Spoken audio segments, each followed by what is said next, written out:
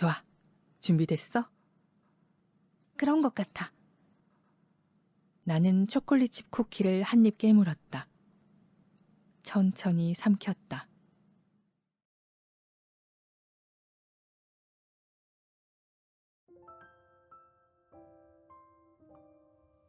오늘 하루 어떠셨나요? 이리입니다. 안녕하세요. 그런 상상 한 번쯤 해본 적 있으신가요? 사람들의 마음을 읽을 수 있다면 과연 어떨까? 레몬 케이크의 특별한 슬픔이라는 이 소설은 주인공 로즈가 쏟아지듯 들어오는 엄마의 감정을 마음속에 들이며 이야기가 시작되어요. 바로 엄마가 정성을 담아 만든 레몬 초콜릿 케이크를 먹는 것으로요. 저는 꼭 로즈가 된 기분이었어요. 책 속의 감정들이 정말 가득 차 있어서 읽는 내내 마음이 막 뭉클해지곤 했거든요. 어느 날 나타난 능력으로 인해 로즈가 느끼는 감정, 행동, 성장, 그리고 주변에 일어나는 일들, 가족. 적막한 오후에 혹은 그리움의 파란 맛을 맛보고 싶으시다면 레몬 케이크의 슬픔 한 조각 추천해드리고 싶습니다. 감정의 단어들에 흠뻑 취하게 되실 거예요. 그럼 오늘도 좋은 밤 보내세요.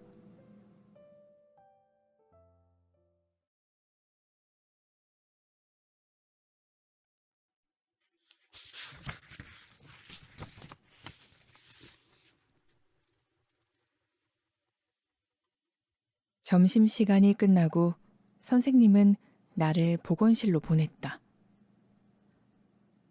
매주 수요일 오후에는 자연 수업이 있었다. 3학년 자연 과목은 처음부터 끝까지 곤충에 대한 것이었고 나는 개똥벌레가 주제인 이번 수업을 무척 기대하고 있었지만 점심시간에 기분이 급격하게 바뀌는 바람에 교실로 돌아오자마자 고개를 책상에 푹 수그리고 엎어졌다. 일부러 그런 게 아니었다. 마치 누가 내 이마에 자석을 붙이고 다른 하나는 공책에 붙여놓은 것 같았다. 거기가 내 머리가 있을 자리라는 것처럼.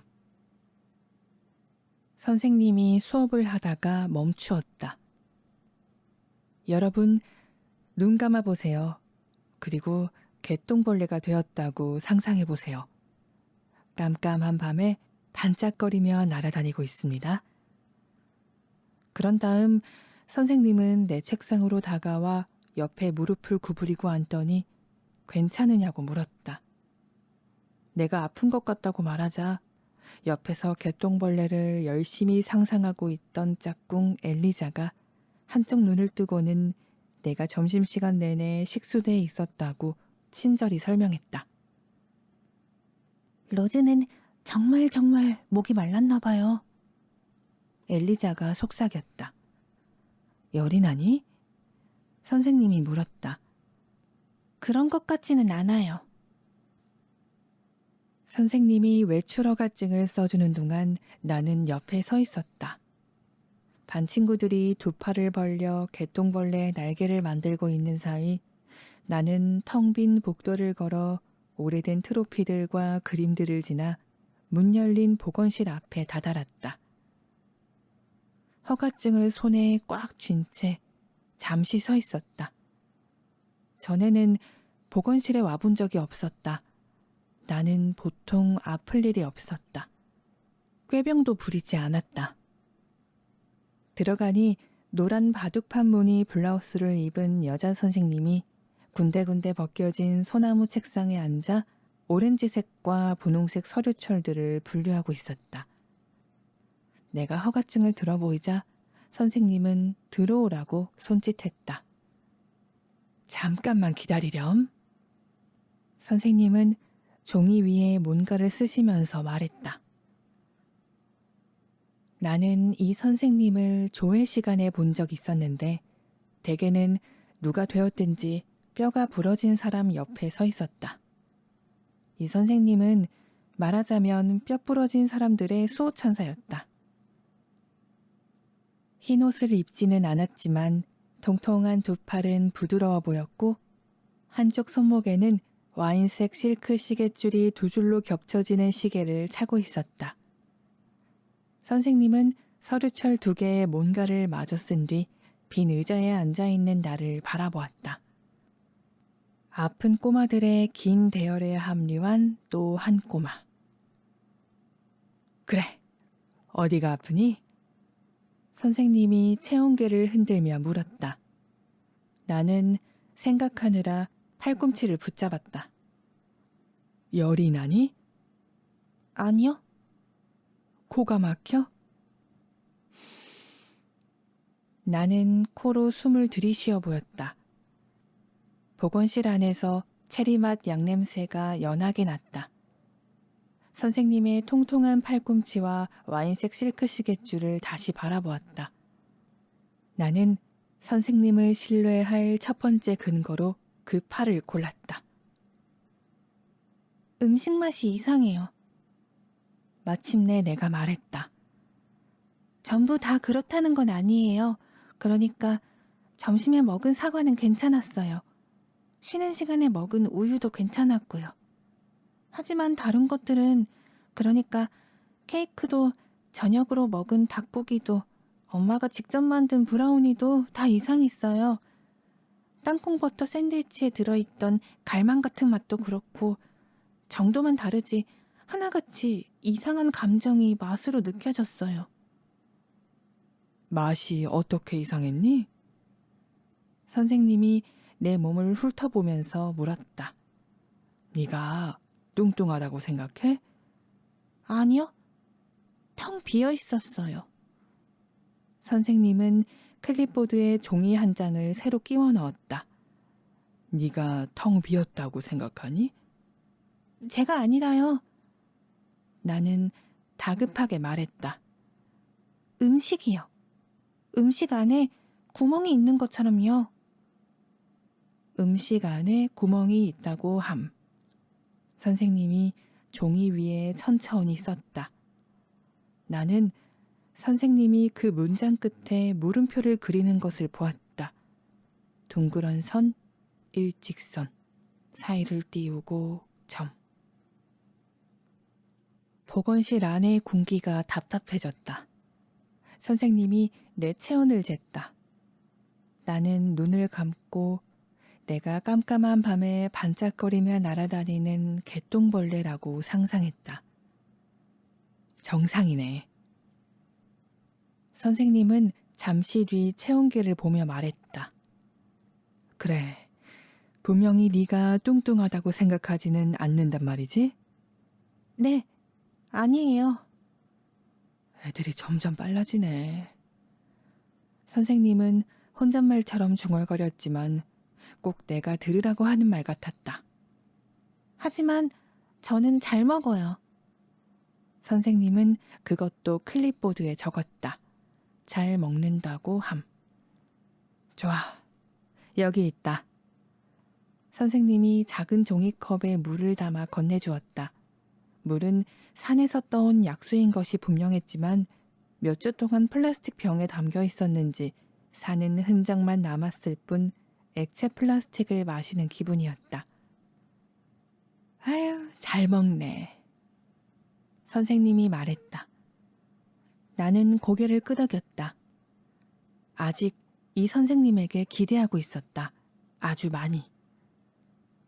자, 괜찮지 않니? 선생님이 알코올 적신 휴지로 체온계를 닦아내며 물었다. 물은 중요해요. 나는 종이컵을 쥐고 말했다. 우리는 물을 꼭 마셔야 하고 안 마시면 죽어요. 밥처럼 말이야. 저 밥 좋아해요.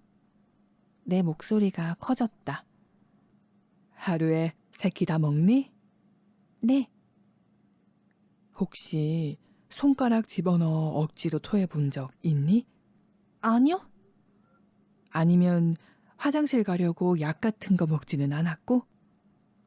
선생님이 눈썹을 치켜 올렸다. 나는 고개를 저었다. 환풍기가 돌아갔고 에어컨이 더 세게 바람을 내뿜었다. 목구멍 안에 또 눈물이 모여들기 시작하는 게 느껴졌지만 나는 눈물방울들을 따로따로 아주 멀리 떼어 놓았다. 눈물은 뭉쳐있을 때만 무서운 것이다. 그렇구나. 선생님이 숨을 길게 내쉬었다. 그럼 며칠만 좀 더 있어 볼래? 선생님은 클립보드를 옆으로 밀쳐 놓았다. 끝났어요? 그래, 끝났어. 선생님은 웃으며 말했다. 약 안 주세요? 안 줘. 넌 괜찮은 것 같아. 그럼 대체 왜 그래요? 내가 물었다. 선생님은 손목시계를 만지작거리더니 어깨를 한번 으쓱해 보였다. 나도 모르지. 알레르기일 수도 있고. 음식 알레르기요?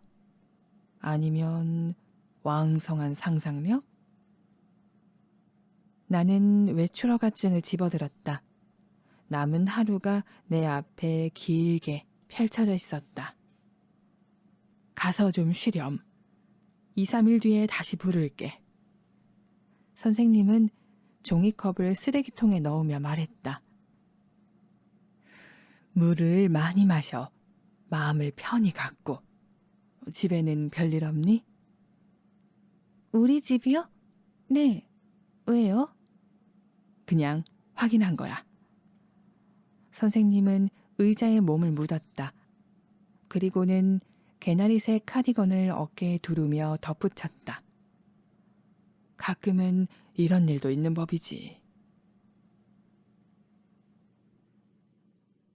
나는 나머지 시간은 교실에 평평하고 딱딱한 녹색 카펫에 앉아 곤경에 처한 동물들에 대한 그림책을 읽으면서 보냈다.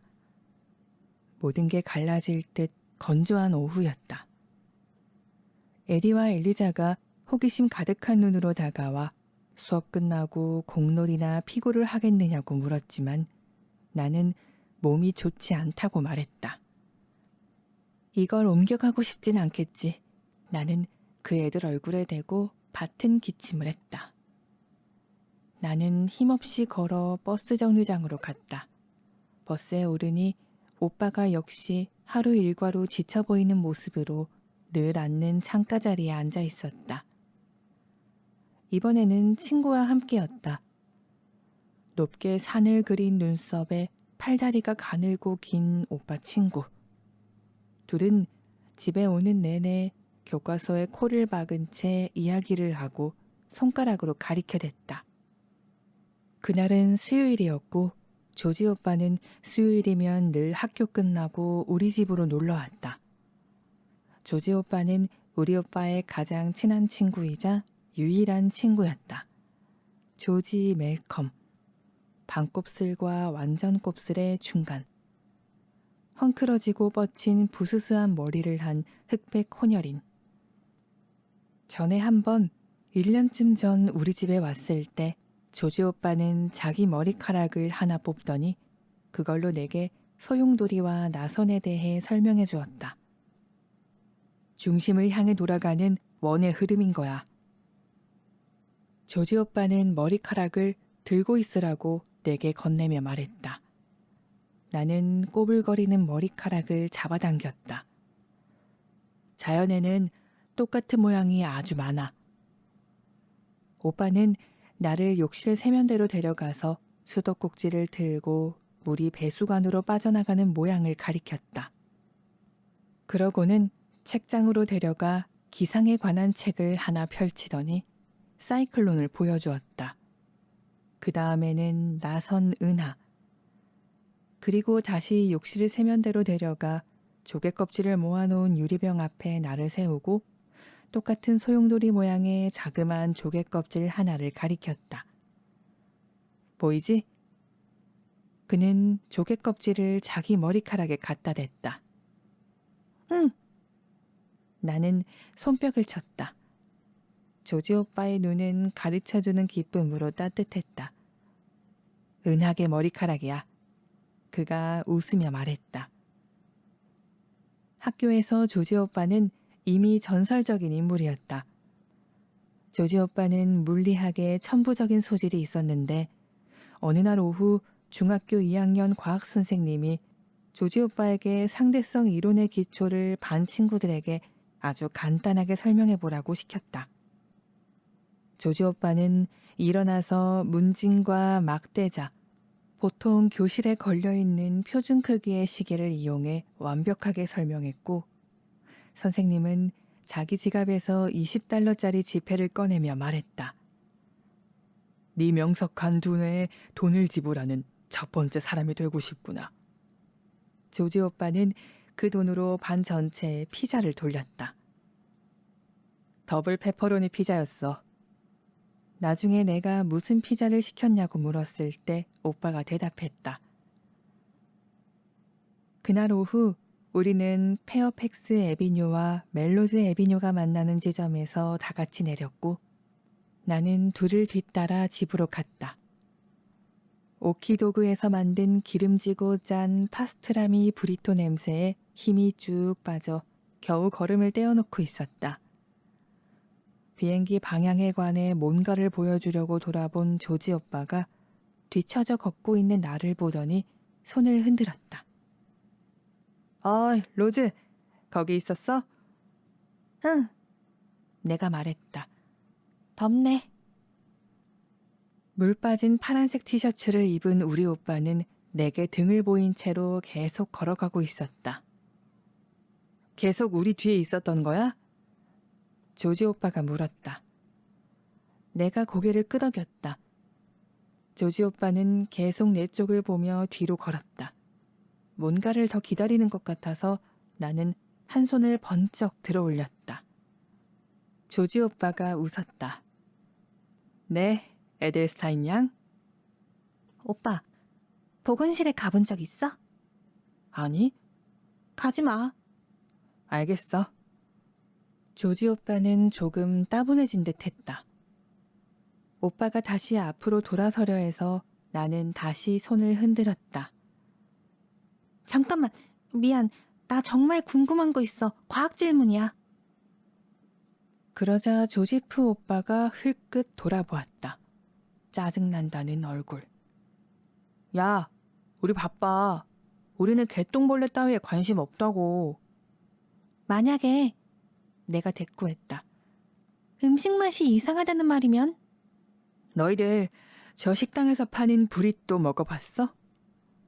아직 뒤로 걷고 있는 조지 오빠가 연필로 머리를 드럼처럼 두드리며 물었다. 난 오늘 먹어봤다?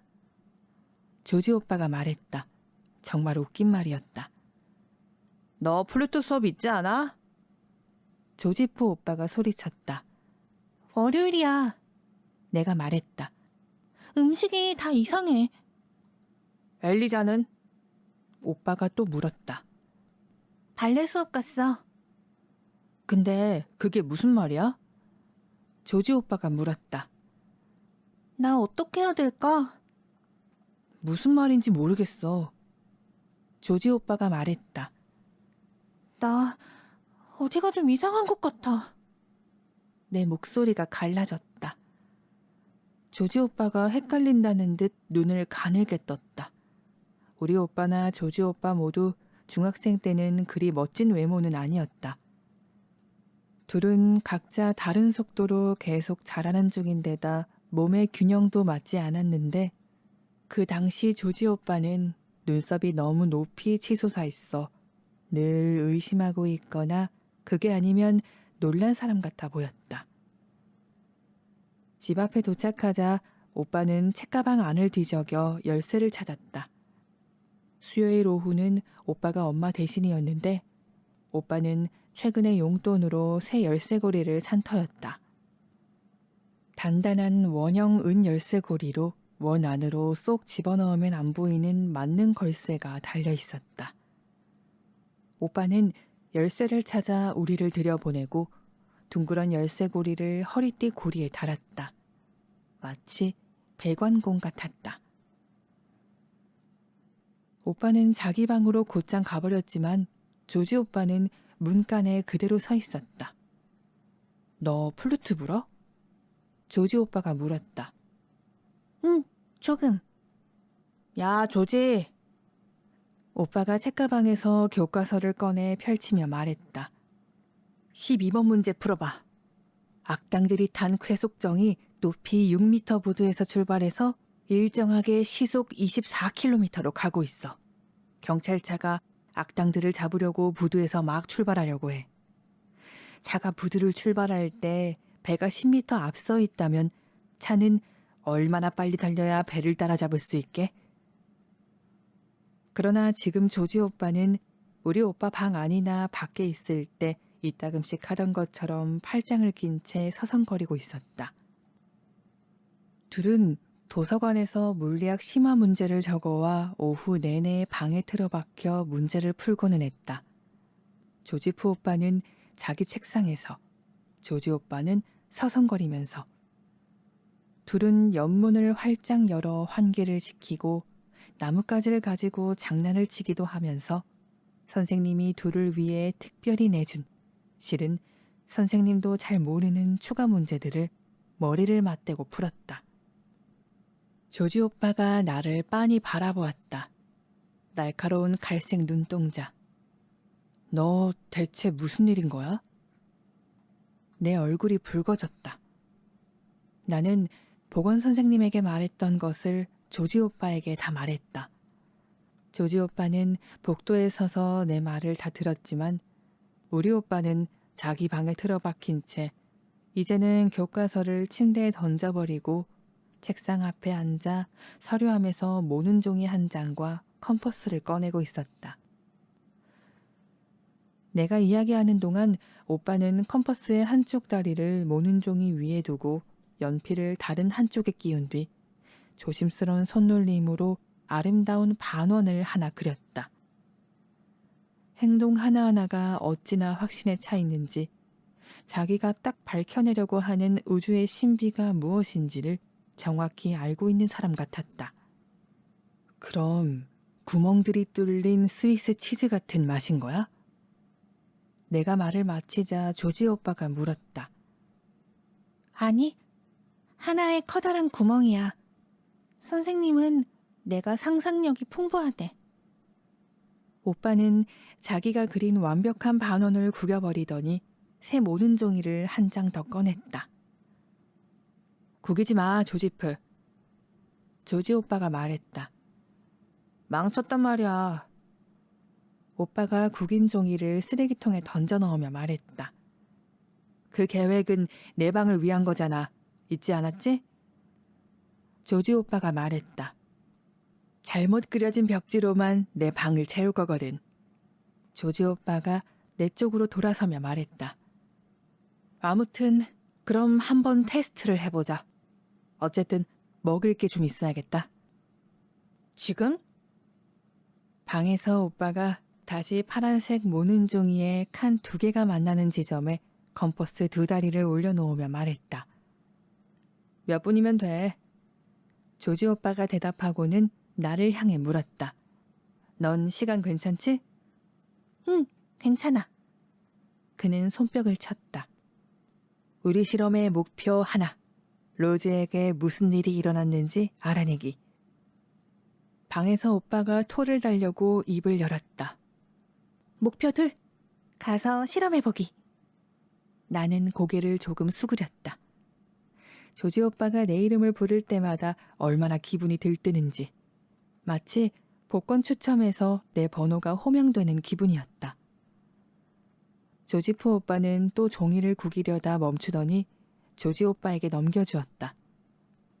조지 오빠는 종이를 햇빛에 대고 비추어 보며 그것이 한 편의 그림이라도 되는 양 곡선을 보며 감탄했다. 북쪽 벽에 붙여야겠다. 완벽해. 조지 오빠가 고개를 끄덕이며 말했다. 그날 오후 집에는 샌드위치 4개, 소다수, 감자칩, 버터 바른 토스트, 초코 우유가 있었다. 나는 냉장고를 뒤져 있는 것을 다 먹었다. 엄마가 아직 새 작업실, 그러니까 웨스트 선셋 대로 근처 미첼 토레나 목공소에 있는 동안 오빠와 조지 오빠는 토스트에 설탕과 잼을 들이부으며 자기들이 가장 좋아하는 로봇이 나오는 텔레비전 시리즈에 대해 이야기를 나누었고, 나는 음식을 한 입 씹어 삼킨 뒤 조지 오빠에게 맛을 말해주었다. 그는 전화기 옆에 있는 노란색 리걸 패드를 가져와 무릎에 올려놓고 왼쪽 칸에는 음식 목록을, 오른쪽 칸에는 그 음식에 대한 내 반응을 적어 놓았다. 반쯤 비어있어. 내가 엄마가 남겨놓은 참치 캐서롤 맛을 이야기했다. 고약해. 대접에 남아있던 아빠가 믹스로 만든 버터스카치 푸딩을 한 입 떠먹으며 내가 말했다. 아빠의 음식은 너무 산만하고 흐리멍덩해서 도무지 무슨 맛이라고 표현할 수도 없었다. 센서는 비단 엄마가 만든 음식에만 국한된 것 같지 않았고 분류할 정보는 너무 많아 홍수처럼 쏟아져 나왔다. 하지만 조지 오빠가 부엌 창문으로 들어오는 오후 봄 햇살을 받으며 옅어져가는 온기 속에서 내 앞에 앉아 있었기에 감격스럽게도 내가 먹을 토스트에 버터를 발라주고 있었기에 부드럽게 열중하는 모습이 눈부시고 멋졌기에 나는 맛의 층위들에 대해 생각이란 것을 할 수 있었다. 빵 유통업자, 빵 공장, 밀, 농부. 버터에서 음울한 맛이 코를 찔렀다. 봉지를 확인해 보니 위스콘신의 큰 농장에서 만들어진 것이었다. 크림에서는 얄팍한 맛이 났는데 무슨 금속 범퍼 같은 뒷맛이었다. 우유로 말하자면 지쳐 있었다. 이 모든 재료들이 마치 멀고도 시끌벅적하게 저 멀리서 들려오는 비행기 소리 혹은 차가 주차되는 소리처럼 전부 다 배경에서 떠돌면서 음식 만든 사람의 상태를 앞으로 밀어내고 있었다. 그러니까 모든 음식에 감정이 담겨 있다는 거구나. 내가 포도젤리 안에 들어있는 시큼한 억울함에 대해 설명하려 애쓰고 있을 때 조지 오빠가 말했다. 말하자면 아주 많은 감정이. 조지 오빠는 리걸 패드에다 표를 몇 개 더 그렸다. 그건 너의 감정이야? 나는 고개를 내저었다. 모르겠어. 지금 좀 어때? 피곤해. 맛이 피곤하다고? 그런 맛도 있고. 교과서를 들고 식탁에 앉아있던 조지프 오빠가 빵 한 장에 버터와 잼을 바르고 설탕을 뿌려 토스트를 만들었다. 오빠가 보고 있지 않을 때 나는 손을 뻗어 몰래 한 귀퉁이를 떼어냈다. 입에 넣자마자 내 얼굴이 찌푸려졌는지 조지 오빠가 나를 힐끗 건너다 보았다. 그건 어때?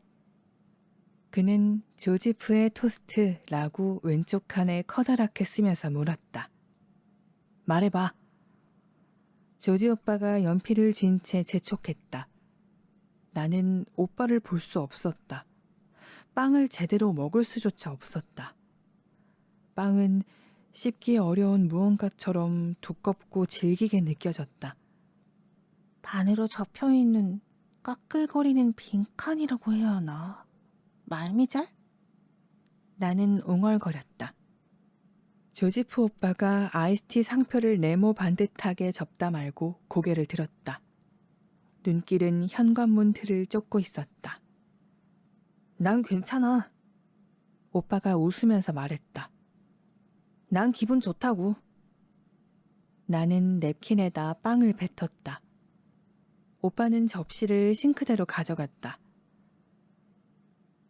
이거 이제 끝난 거야? 나 패터슨한테 심화 문제 다 풀겠다고 큰 소리 쳐놨단 말이야. 알았어. 조지 오빠가 말하며 일어섰다. 기지개를 켜자 티셔츠가 살짝 들려 맨살이 보였다. 그러고는 나를 보고 웃었다. 수고 많았다, 꼬마야. 둘이 부엌에서 나간 뒤 나는 우유와 잼을 다시 냉장고에 넣고 오빠의 토스트 맛을 지우기 위해 나이프의 톱니무늬 가장자리로 혀를 살살 긁어냈다. 그래도 소용이 없자 나는 찬장에서 소용돌이 모양 설탕 쿠키가 든 상자를 꺼냈다. 사람이 만들지 않은 그 쿠키에서는 밀가루와 버터와 초콜릿과 공장이 뒤섞인 희미한 규격화된 소음이 느껴졌다. 나는 6개를 먹었다. 바깥은 열기가 누그러졌고 나는 손에 흐르는 찬물을 느끼며 접시를 씻었다. 포크와 나이프가 제 빛을 찾았다. 설거지를 마치고 나는 복도 벽장에서 보드게임 세트를 꺼내 오빠 방 바로 앞에 펼쳐놓았다.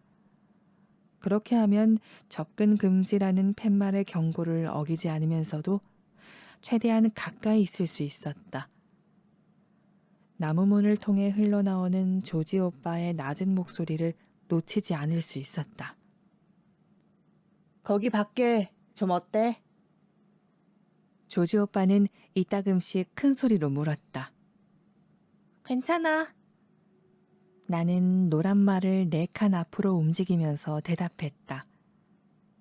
잘 이상해. 우리 오빠가 컴퓨터 키보드를 두드리면서 말했다.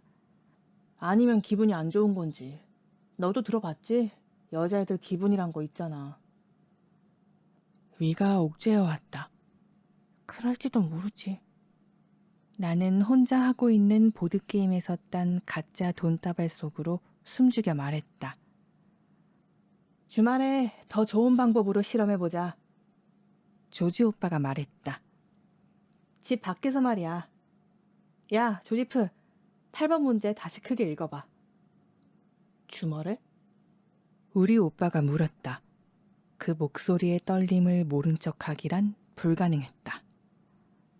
토요일에 잠깐만. 조지 오빠가 말했다. 괜찮지, 로즈? 조금만 더 말해주면 돼. 토요일 12시, 어때? 좋아. 나는 돈통에서 100만 달러를 빼내 나에게 지불하면서 말했다.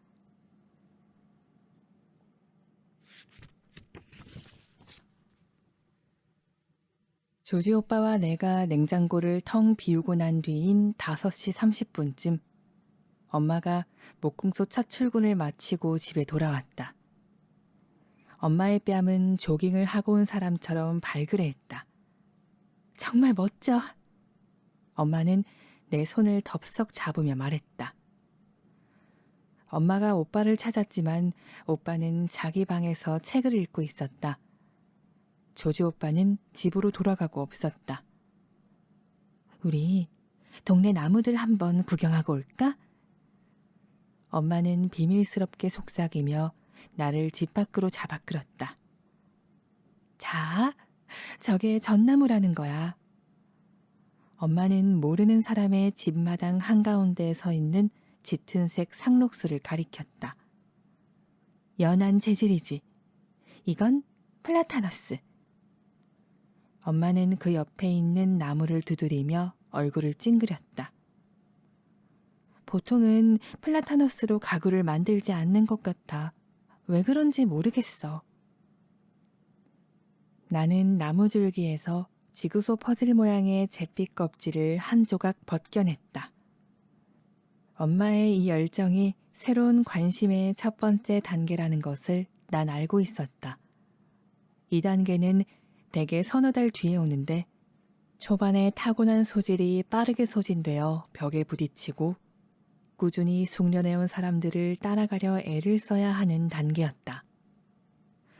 3단계는 수도 없이 고개를 내저으며 왜 저 특별한 기술, 사회학, 도예, 컴퓨터, 프랑스어 이 자기에게는 없느냐는 말을 입에 달고 사는 단계였다. 4단계는 긴 기다림의 시기로 내가 새벽 2시에 방에서 나와 깨어있는 엄마의 무릎에 올라가는 날이 잦아지면 드디어 4단계에 도달한 것이었다. 너무 얇다. 나는 나무 껍질을 반으로 접으며 말했다. 마텔 에비뉴의 그늘진 쪽을 걸을 때 나는 엄마 팔에 약간 기댔다. 잔디에 물을 주고 있는 이웃들 몇 척에 손을 흔들었다. 그 시간 바깥의 열기는 가벼워져 쾌적했고 우리를 둘러싼 공기는 잘 닦여 윤이 나는 듯했다. 기분이 좀 괜찮아졌느냐고 묻는 엄마에게 나는 곧 다가올 저녁 시간을 머릿속에서 밀어내면서 조금이라고 대답했고 엄마가 이어서 하는 말에 집중해 귀를 기울였는데 목공소에서 다른 사람들을 따라가지 못할 것 같다는 걱정이었다. 당치 않은 말이었다. 엄마는 선택하는 능력과 꾸준한 면에서는 달렸지만 애초에 모든 것에 소질이 있었고 특히 손으로 하는 것이라면 뭐든지 뛰어났다. 엄마가 정돈해 놓은 내 침대 시트는 그 모양새가 어찌나 완벽한지 나는 그 속으로 몸을 집어넣어 엄마가 만든 놀랍도록 반듯한 모양새를 망가뜨리고 싶지 않아 몇 년째 그 위에서 잠을 잤다. 엄마는 잘할 거예요. 엄마가 내 삐져나온 머리칼을 귀 뒤로 넘겨주었다. 고맙다. 우리 딸이 엄마 응원을 다 해주네. 너희 아빠보다 100번 낫구나. 가드너 거리와 비스타 거리까지 오가며 나무를 구경하고 다시 돌아오는 길. 엄마는 새롭게 좋아진 기분에 더 가벼워 보였다.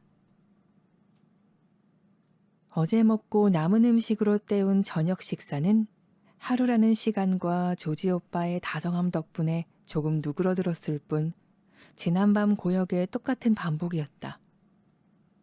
나는 보건 선생님의 조언을 명심하고 혹시 다른 식구도 나같이 느끼는지 살펴보았지만 나 말고는 누구도 이런 걸로 괴로워하지 않는 것 같았다. 아빠는 목공소 일에 대해 물었고 엄마는 첫 번째 숙제는 나무판 자르기가 될 거라고 말했다. 나무판이라. 아빠는 자기 잔을 엄마 잔에 부딪히며 말했다. 멋지군. 엄마는 아빠를 보고 얼굴을 찡그렸다. 놀리지 마. 내가 뭐라고 했나? 아빠는 눈을 커다랗게 떴다. 나야 만들 줄 아는 게 아무것도 없잖아. 이미 만들어진 수트를 다시 조립하는 것밖에는 못하지. 아빠가 엄마를 보고 눈을 찡긋했다. 엄마가 잔을 비웠다. 너도 그 이야기 알지, 노즈? 아빠가 말했다. 100번은 들었어요. 오빠는 후추통을 집어서 자기 접시 위에 검은 점들이 비오듯 쏟아지도록 흔들어댔다. 엄마처럼 오빠도 손가락이 길고 예쁜 게 마치 피아니스트의 손 같았다. 가늘게 뜬 실눈처럼 날카로운 손가락들. 너무 밍밍하니? 엄마가 물었다. 오빠는 고개를 저었다. 그냥 실험하는 거예요. 나 오늘 아빠가 식탁 깔개를 두드리며 발표하듯 말했다. 원숭이를 데리고 걷는 사람을 봤어. 진짜야? 어디서요? 퍼싱 광장에서. 왜? 아빠는 어깨를 으쓱해 보였다. 나도 모르지. 입을 닦으며 말했다. 아빠의 오늘 하루는 그랬다. 자, 다음. 오빠가 후추통을 내려놓았다. 좋았어요. 반은 좋고 반은 형편없었어요. 내가 말했다. 반은 형편없었다니. 아빠가 내 말을 더 기다렸다. 내 머리통이 없어진 것 같았어요. 내가 보기엔 있는 것 같은데? 아빠가 말했다. 잘만 있는걸? 어머, 로지, 그런 말 마. 엄마가 말했다. 엄마는 자기 접시에도 후추를 뿌리고는 몸을 기울여 내 머리를 한 팔로 감싸 안았다. 이렇게 예쁜 머리통이 있는데 착하고 아름다운 소녀가 무슨 그런 말을 해? 음식에 감정이 잔뜩 들어있어요. 내가 접시를 밀어내며 말했다. 감정?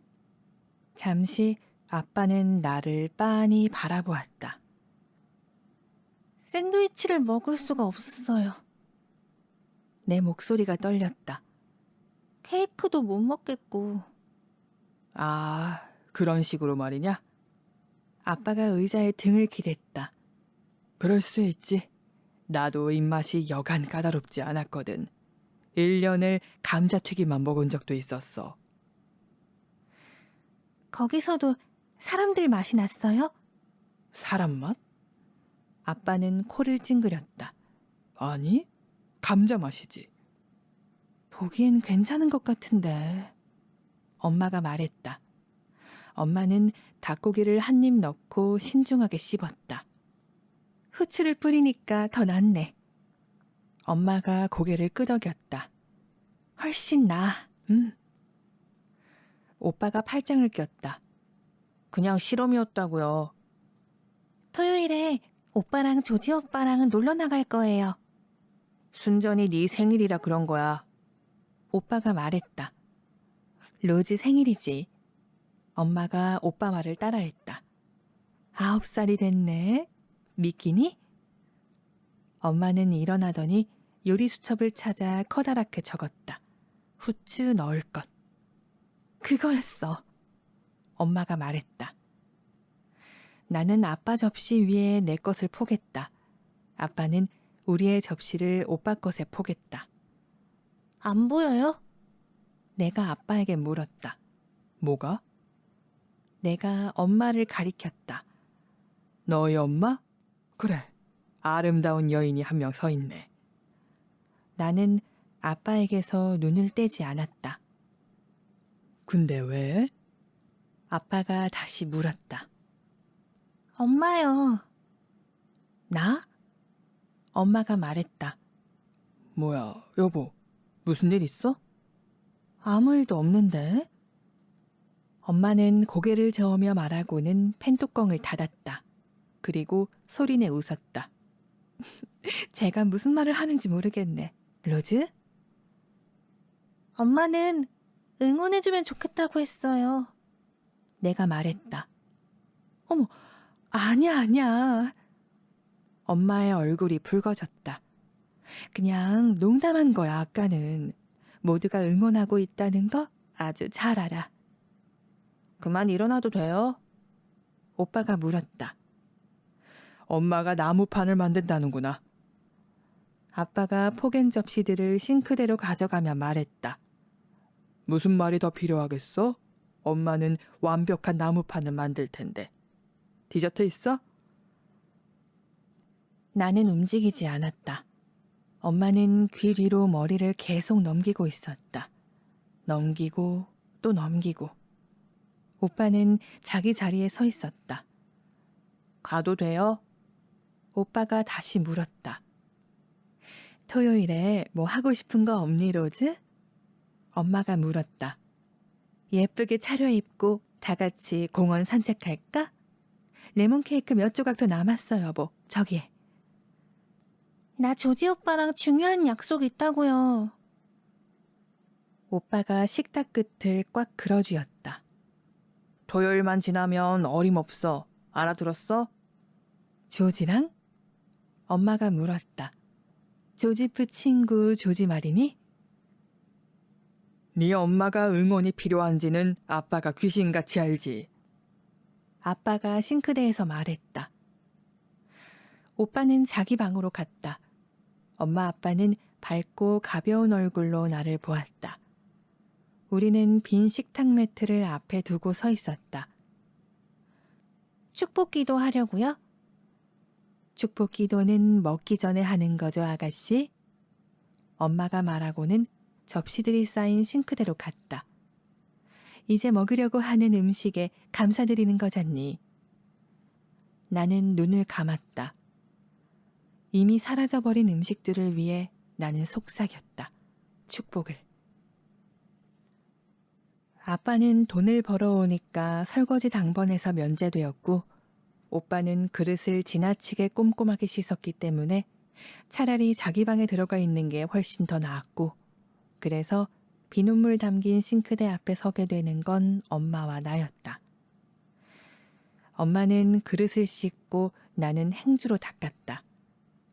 나는 할머니에게 새로 선물 받은 낡은 장미 행주로 은수저를 뽀득거리게 닦았다. 엄마는 기분이 좋아 보였고 내 어깨를 꽉 붙잡고 학교에 대해 짧게 몇 가지를 물어보기도 했지만 아직 내 입에는 소용돌이 치는 갈망이 잔뜩 담긴 닭고기의 뒷맛이 남아있는 터라 나는 엄마의 생기를 내 머리로는 도저히 감당할 수 없는 이 모순된 정보를 신뢰하기 어려웠다. 나는 젖은 접시를 행주로 둥그렇게 문질러 닦은 후 수납장에 하나씩 쌓았다. 행주를 머그잔 안으로 집어넣었다. 다 마치고서는 서랍의 금속고리에 걸어두었다. 나는 책가방을 어깨에 메고 내 방으로 걸어갔다. 내 뇌가 물이 가득 담긴 유리잔이어서 복도를 걸어갈 때 아주 조심스럽게 균형을 맞춰야 한다는 듯 한 발 한 발 천천히 걸었다. 놀랍게도 오빠 방문이 반쯤 열려 있었다. 이것은 초대장처럼 드물고도 반가운 일이었는데 오빠는 최근 용돈으로 열쇠고리를 샀던 그 철물점에서 자물쇠를 하나 사서 방에 달았기 때문이었다. 새로 산 자물쇠 열쇠도 그 우아한 원형 은 열쇠고리에 끼워두었다.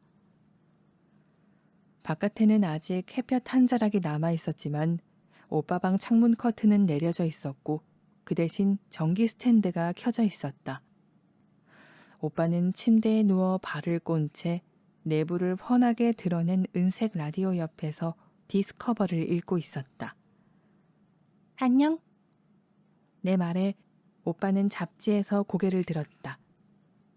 오빠의 눈은 내 눈과 마주쳐 인사를 하는 대신 우리 사이에 느슨한 벽 하나를 만들었다. 조지 오빠 독차지해서 미안해. 오빠는 나를 보고 눈을 깜빡거렸다. 내 생일 선물 아무것도 안 줘도 돼. 토요일이 나한테 생일 선물이 될 거야. 오빠 기분 좀 나아졌어? 무슨 말이야?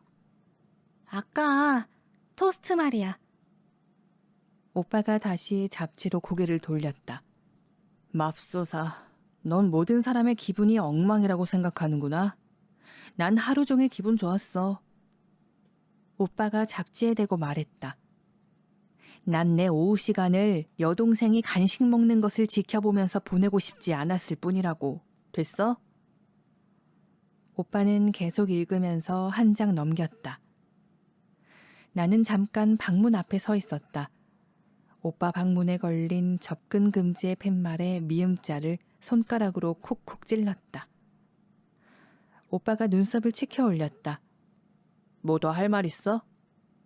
아니, 없어. 잘 자. 오빠가 말했다. 나는 돌아서서 문간에서 막 벗어날 참이었다. 그때 내 시야 언저리에 보이는 오빠의 침대 주변이 얼핏 흐릿해졌다. 아주 잠깐 담요 무늬가 좀 더 밝아졌거나 아니면 흰색이 더 하얘진 것 같았다. 고개를 돌려 다시 보니 모든 건 그대로였다. 달라진 것 없이 그대로 오빠는 열심히 잡지를 읽고 있었다. 오빠 괜찮은 거야? 나는 고개를 세차게 저으며 물었다. 오빠가 다시 흘끗 올려다보았다. 그 이야기 방금 다 끝난 거 아니었어? 그게 아니라 그 순간 나를 보는 오빠의 눈이 커졌다. 색깔 바뀌지 않았어? 조지 오빠가 또 올 거야? 지금? 무슨 소리야? 지금 밤중이야. 오빠 살짝 움직이거나 그랬어? 나? 그래, 혹시 침대에서 나왔었어? 오빠가 잠깐 퉁명스럽게 웃었다. 나 여기 있었어, 쭉. 미안, 내가 말했다. 신경 쓰지 마. 잘 자.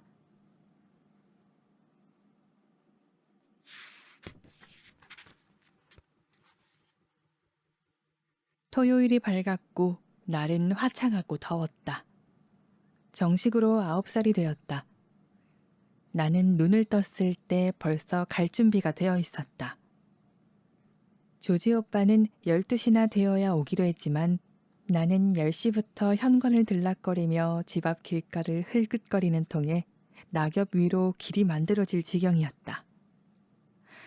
그리고 조지 오빠가 모퉁이를 돌아 우리 블록에 나타났을 때는 집 안으로 뛰어들어가 마치 놀랐다는 듯이 현관문을 열어주었다. 안녕. 조지 오빠는 내게 인사를 하고 생일 축하 노래를 재빨리 불러준 뒤 오빠 방으로 바로 들어갔다. 10분의 설득 끝에 오빠는 야구의 가장 큰 묘미는 야구 모자다 라고 쓰인 야구 모자를 쓰고 방에서 나왔고, 조지 오빠는 내게 비벌리 대로에 있는 한 조각에 무려 3달러나 하는 수제 쿠키가 유명한 빵집까지 다 같이 걸어가는 게 어떻겠냐고 물었다. 좋아. 나는 고개를 끄덕거리며 답했다. 마음에 쏙 들었다. 가벼운 열기에 산들바람이 불어오는 흰 구름 낀 하늘에 이 따뜻한 토요일 오후. 아빠는 테니스를 치느라 야외에, 엄마는 연장을 익히느라 목공소에 있었고, 쪼로니 길을 나선 우리 셋은 멜로즈를 가로질러 스폴팅 애비뉴의 정겹게 줄지어선 자카란다 나무로 둘러싸인 4가구 주택 건물들을 지나 남쪽으로 향했다. 엄마 말에 따르면 그때까지도 나는 건널목에서 꼭 누군가의 손을 잡고 건넜다고 했다. 10살에야 나는 누구의 손도 잡지 않고 길을 건널 수 있게 되었다. 여러 번 오빠 손을 잡고 길을 건넜지만 오빠 손을 잡는 것은 그저 식물을 붙잡는 느낌이었고, 맞잡아주지 않는 손가락에서 오는 실망은 너무나 날카로워 어떤 때는 대신 팔뚝을 잡는 쪽을 택하기도 했다. 이번에도 처음 몇 번은 길을 건널 때 그렇게 했지만 오크우드 애비뉴에서 모퉁이를 돌면서 나는 충동적으로 조지 오빠의 손을 잡아버렸다. 곧바로 내 손을 꽉 잡는 손가락들. 태양. 진분홍 무더기를 이루며 창문 위로 드리워진 더욱 탐스러운 부겐빌레아 넝쿨. 그의 따뜻한 손바닥. 인도에 웅크리고 앉은 오렌지색 줄무늬 고양이. 낡은 검은색 티셔츠 차림으로 계단에 앉아 담배를 피우고 있는 사람들. 활짝 열리는 도시. 우리는 인도에 도착했고 손을 놓았다. 얼마나 바랐던가 바로 그때 온 세상이 건널목이기를. 둘이 앞서 걸으며 우리 오빠가 고무나무 이파리를 세게 돌리면서 돌림 힘에 관한 무엇인가를 설명해 보이는 동안 나는 둘의 등과 팔을 내젓는 움직임을 바라보았다.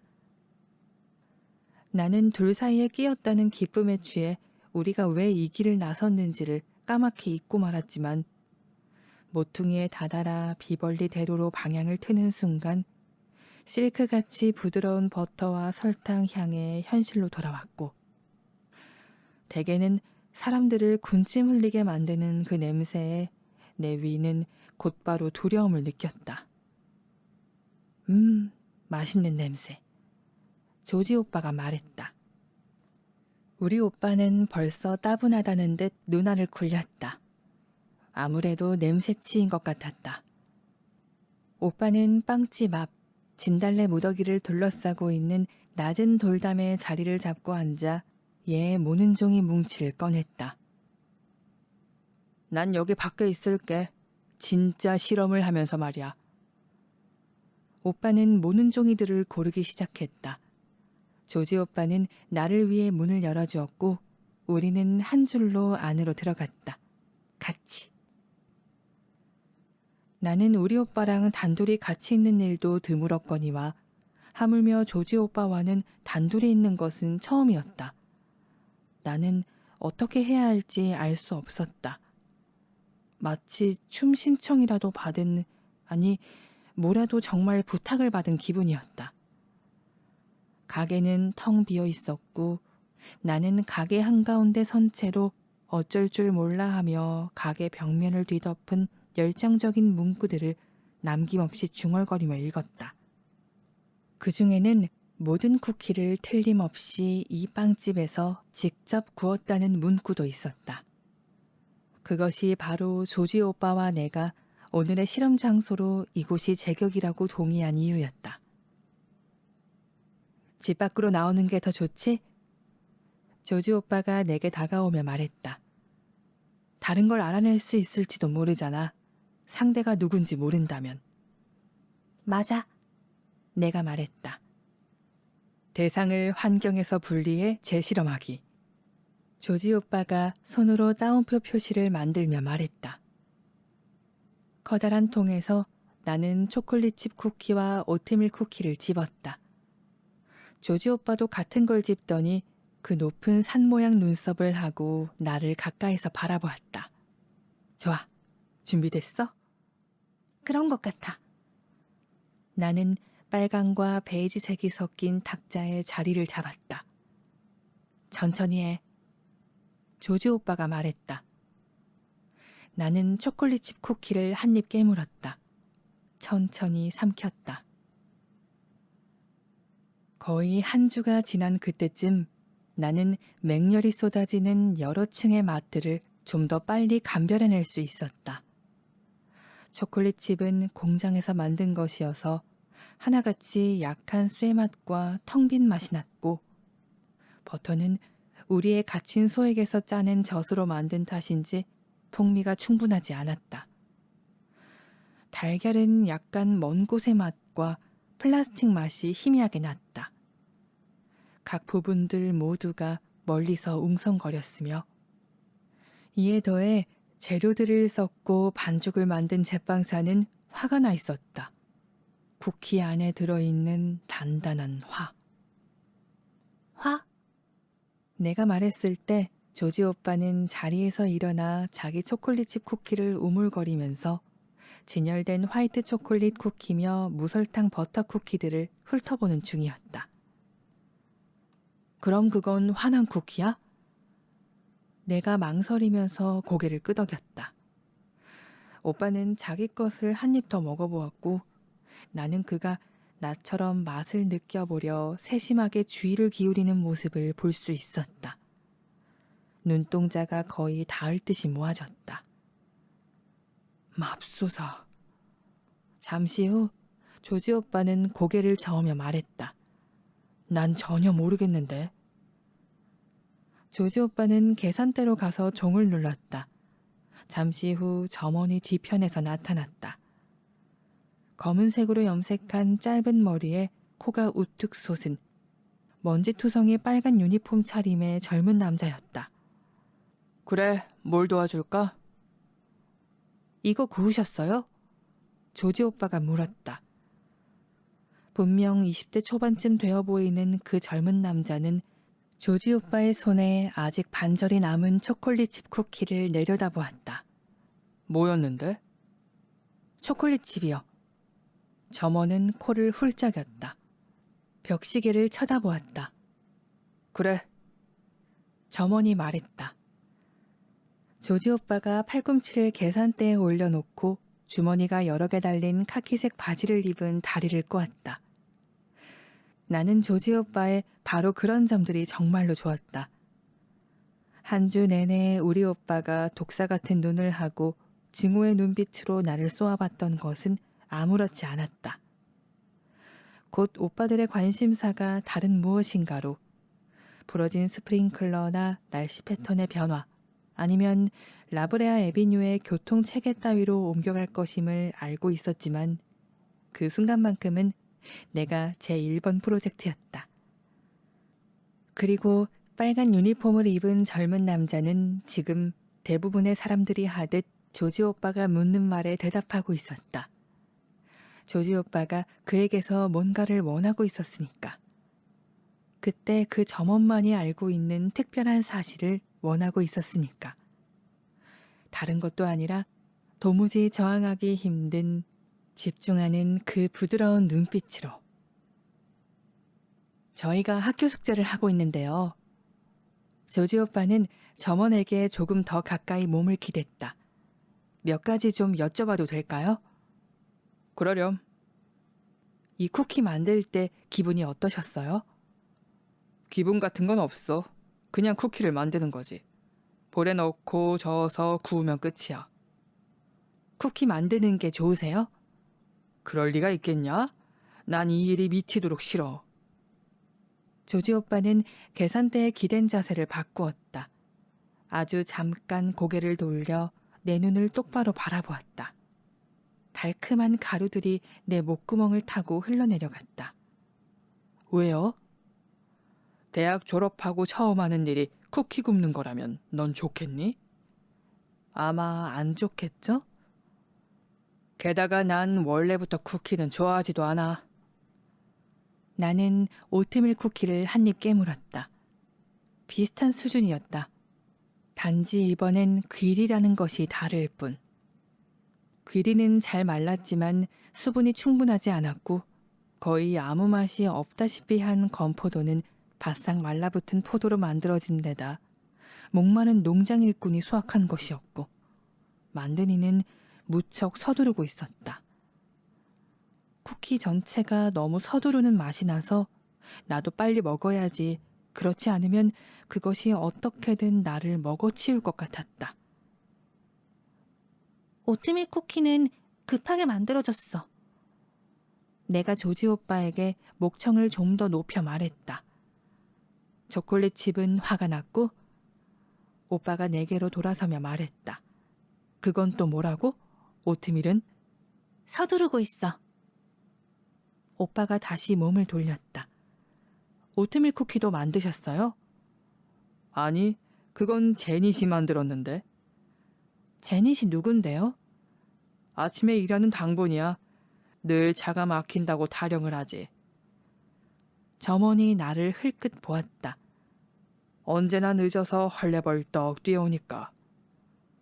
내 얼굴이 빨개지는 게 느껴졌다. 조지 오빠가 웃었다.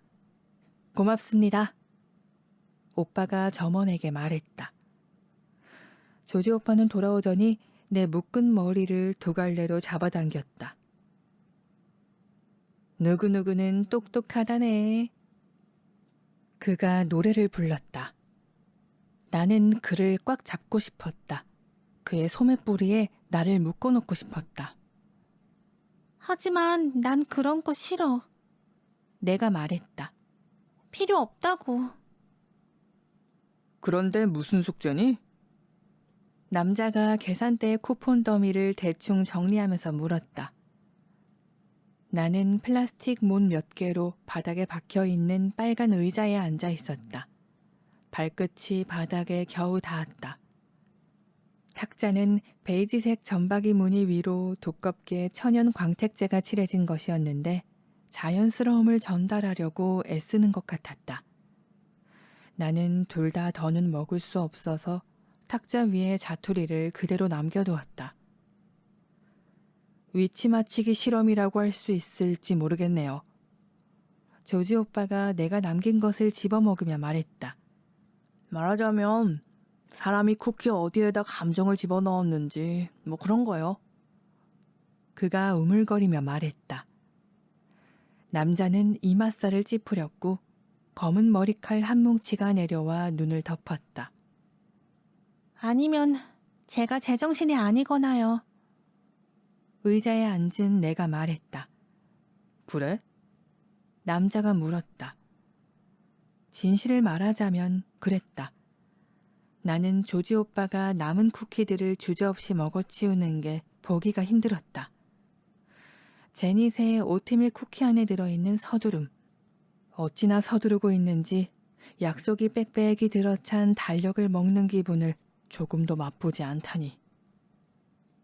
초콜릿칩 하나하나에 스며들어 있는 분노의 샌드백 맛을 눈꼽만큼도 느끼지 않다니. 나는 벌써부터 다른 사람들 모두의 입이 너무 부러워졌다. 하지만 나는 나를 믿어주었다는 점에서 조지 오빠를 사랑했다. 내가 차갑고 새하얀 방에 서서 부리야 하고 소리 지른다 해도 오빠는 내게 다가와 왜 그러는지 이유를 물어줄 테니까. 바로 그 점 때문에 오빠는 아주 좋은 과학자가 될 수 있을 것이었다. 아니요. 아마 아닐 거예요. 내가 말했다. 잠깐만 기다려봐. 남자가 뒤편으로 사라지더니 랩으로 꽁꽁 쌓인 샌드위치를 들고 나왔다. 샌드위치도 될까? 나는 움직이지 않았다. 점원은 샌드위치를 건넸다. 조지 오빠는 일종의 중립적인 호기심으로 지켜보고 있었고 나는 어떻게 해야 할지 알 수 없어서 그냥 랩을 벗겨서 샌드위치를 한 입 베어 물었다. 집에서 직접 만든 햄치즈 겨자 소스 샌드위치로 흰빵 중간에는 얄짤한 양상추가 끼워져 있었다. 음식으로서는 나쁘지 않았다. 좋은 햄, 정상적인 공장에서 만들어진 일반 겨자, 보통 먹는 빵, 피곤한 양상추 수확자. 그러나 샌드위치 전체에서는 거의 절규하는 듯한 맛이 났다. 샌드위치가 내게 소리를 지르고 있는 것 같았다. 사랑해달라고, 자기를 사랑해달라고, 아주 큰 소리로. 계산대의 남자는 나를 유심히 살폈다. 내가 말했다. 내 여자친구가 만든 거야. 남자가 말했다. 여자친구가 아저씨 샌드위치를 만들어줘요? 조지 오빠가 물었다. 걔가 그러는 걸 좋아해서. 나는 뭐라고 해야 할지 난감했다. 샌드위치를 탁자에 내려놓았다. 왜? 남자가 물었다. 샌드위치가 아저씨가 자기를 사랑해주면 좋겠다는데요. 남자는 소리내어 웃기 시작했다. 하지만 내 목소리는 꽉 잠겨 있었다. 조지 오빠가 샌드위치를 가져가 한 입 베어 물었다. 햄이 그러는 거야? 오빠가 물었다. 샌드위치가? 남자가 물었다. 나한테 소리 지르고 있었어요. 내가 눈을 감은 채 말했다. 자기를 사랑해달라고 나에게 소리치고 있었어요. 조지 오빠가 한 입 더 먹고는 샌드위치를 다시 랩으로 쌌다. 여자친구분 이야기 같아요? 아니. 남자가 조금 웃어 보이며 말했다. 제 말은 그러니까 여자친구를 사랑하세요? 조지 오빠가 물었다. 남자는 어깨를 으쓱해 보였다. 네가 사랑을 무슨 뜻으로 생각하고 묻느냐에 따라 다르지. 나는 탁자 위에 고개를 수그렸다. 외치는 소리는 컸고 정보는 너무 많아 감별할 수 없었다. 이 모두가 9살짜리에게는 충분히 버거웠다. 조지 오빠는 남은 샌드위치를 점원에게 돌려주었다. 자, 됐어. 조지 오빠가 말했다. 로즈의 맛실험은 이걸로 끝이야. 오빠가 손을 뻗어 내 손을 꽉 잡았다. 건널목 앞에 서 있지 않은데도. 도와주셔서 고맙습니다. 조지 오빠가 나를 일으키며 말했다. 정말 큰 도움이 되었어요. 제닛이란 분에게 천천히 하시라고 전해주세요. 이런, 고맙다고? 남자가 고개를 내저으며 말했다. 우리가 계속 있어주기를 바라는 듯한 목소리였다. 우리는 냅킨을 버리고 문을 열고 나왔다. 나는 아직 조지 오빠의 손을 꽉 붙잡은 채였다. 바깥에 차 소리가 들려오고 저마다 바쁘게 움직이는 닫힌 차창들 안에 있는 내가 닿을 수 없는 사람들의 행렬이 눈에 들어오니 정말로 마음이 놓였다. 밖에서는 조지프 오빠가 아직도 듬성듬성하게 무더기진 분홍 진달래를 둘러싼 돌담에 앉아 종이 위에 곡선을 꽃잎처럼 겹쳐 그리고 있었다. 야, 로즈 진짜야. 조지 오빠가 우리 오빠에게 다가가며 말했다.